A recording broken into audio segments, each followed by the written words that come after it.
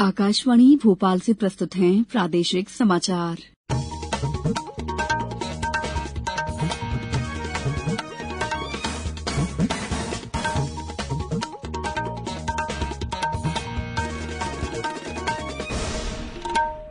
नमस्कार, समाचारों के साथ मैं दीपा सिंह। त्रिस्तरीय पंचायत निर्वाचन में आज उम्मीदवारों को निर्वाचन प्रतीक आवंटित किए जाएंगे। आज नाम वापस लेने का अंतिम दिन भी है। प्रथम चरण का मतदान 25 जून, दूसरे चरण का 1 जुलाई और तीसरे चरण का मतदान 8 जुलाई को सुबह 7 बजे से अपराह्न 3 बजे तक होगा। राज्य निर्वाचन आयोग सचिव राकेश सिंह ने जानकारी दी है कि जिला पंचायत सदस्य, जनपद पंचायत सदस्य, सरपंच और पंच के लिए अलग अलग निर्वाचन प्रतीक निर्धारित किए गए हैं। आयोग ने अभ्यर्थियों की संख्या अधिक होने पर कुछ अतिरिक्त प्रतीक भी निर्धारित किए हैं। उधर राज्य निर्वाचन आयुक्त बसंत प्रताप सिंह ने जिला निर्वाचन अधिकारियों को मतदाता जागरूकता अभियान की सुनियोजित कार्य योजना बनाकर उसका क्रियान्वयन सुनिश्चित करने के निर्देश दिए हैं। स्वास्थ्य और परिवार कल्याण मंत्रालय ने प्रदेशों को कोविड महामारी के खिलाफ अपनी सुरक्षा कम न करने की सलाह दी है। कुछ राज्यों में कोविड के बढ़ते मामलों को देखते हुए ये परामर्श जारी किया गया है। राज्यों को लिखे पत्र में स्वास्थ्य और परिवार कल्याण मंत्रालय के सचिव राजेश भूषण ने कहा है कि पिछले 2 हफ्तों में कोविड मामलों में वृद्धि देखी गई है। उन्होंने राज्यों और केंद्र शासित प्रदेशों से नए मामलों की रिपोर्ट वाले क्षेत्रों में उच्च स्तर की जांच सुनिश्चित करने की सलाह दी। उन्हें संक्रमण फैलने के शुरुआती संकेत मिलने पर सभी स्वास्थ्य केंद्रों में इन्फ्लुएंजा जैसी बीमारी और गंभीर तीव्र शिशन संक्रमण SARI मामलों की नियमित रूप से निगरानी बढ़ाने की सलाह दी है।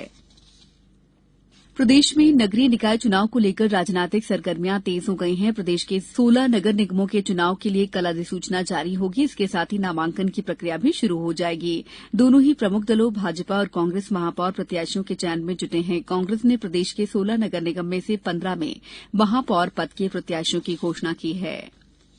विश्व रक्तदाता दिवस पर 14 जून को प्रदेश के विकासखंड से लेकर ग्राम स्तर तक कार्यक्रम होंगे। इन कार्यक्रमों के संबंध में स्वास्थ्य आयुक्त डॉ सुदाम खाड़े ने सभी कलेक्टर, मुख्य चिकित्सा एवं स्वास्थ्य अधिकारी, सिविल सर्जन को निर्देश दिए हैं। स्वास्थ्य आयुक्त डॉ सुदाम खाड़े ने बताया कि वर्ष 2022 की थीम के अनुसार जिले में स्वैच्छिक रक्तदान को बढ़ावा देने के लिए रक्तदाताओं का सम्मान, रक्तदाताओं का ब्लड ग्रुपिंग के अनुसार रजिस्ट्री और ब्लड ग्रुपिंग शिविर आयोजित किए जाएंगे। सभी शासकीय और शासकीय संस्थानों, महाविद्यालयों, ब्लॉक और ग्राम स्तर पर स्वैच्छिक रक्तदान के लिए शपथ समारोह किए जाएंगे।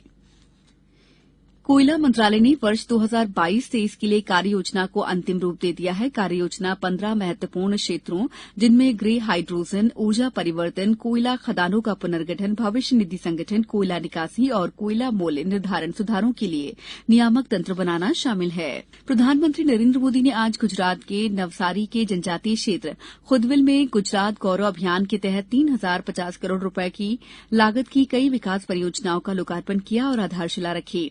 इन परियोजनाओं से क्षेत्र में जलापूर्ति में सुधार होगा, सड़क संपर्क बढ़ेगा और लोगों का जीवन सुगम बनाने में मदद मिलेगी। इस अवसर पर प्रधानमंत्री ने कहा कि गुजरात के इस जनजातीय क्षेत्र में इतने बड़े पैमाने पर कई विकास परियोजनाएं शुरू की जा रही हैं। निर्वाचन आयोग ने देश के नए राष्ट्रपति के चुनाव के कार्यक्रम की घोषणा कर दी है। मुख्य निर्वाचन आयुक्त राजीव कुमार ने कल नई दिल्ली में बताया कि राष्ट्रपति चुनाव के लिए मतदान 18 जुलाई को होगा। मतगणना 21 जुलाई को होगी। राष्ट्रपति रामनाथ कोविंद का कार्यकाल 24 जुलाई को समाप्त हो रहा है। 776 संसद सदस्यों और विधानसभाओं के 4033 सदस्यों सहित 4809 निर्वाचक राष्ट्रपति का चुनाव करेंगे। अब कुछ समाचार संक्षेप में। राज्यसभा के द्विवार्षिक चुनाव के लिए 4 राज्यों महाराष्ट्र, कर्नाटक, राजस्थान और हरियाणा की 16 सीटों पर मतदान जारी है। श्योपुर जिले के विजयपुर विकासखंड में त्रिस्तरीय पंचायत निर्वाचन के तहत 3 पंचायतों में सरपंच पद पर निर्विरोध निर्वाचन हुआ है। खंडवा में नियुक्त चुनाव प्रेक्षक ने कल खालवा और हरसूद क्षेत्र का दौरा किया। पन्ना में जिला निर्वाचन कार्यालय द्वारा चुनाव में स्ट्रांग रूम संबंधी दायित्वों के निर्वहन के लिए अधिकारियों की नियुक्ति की गई है।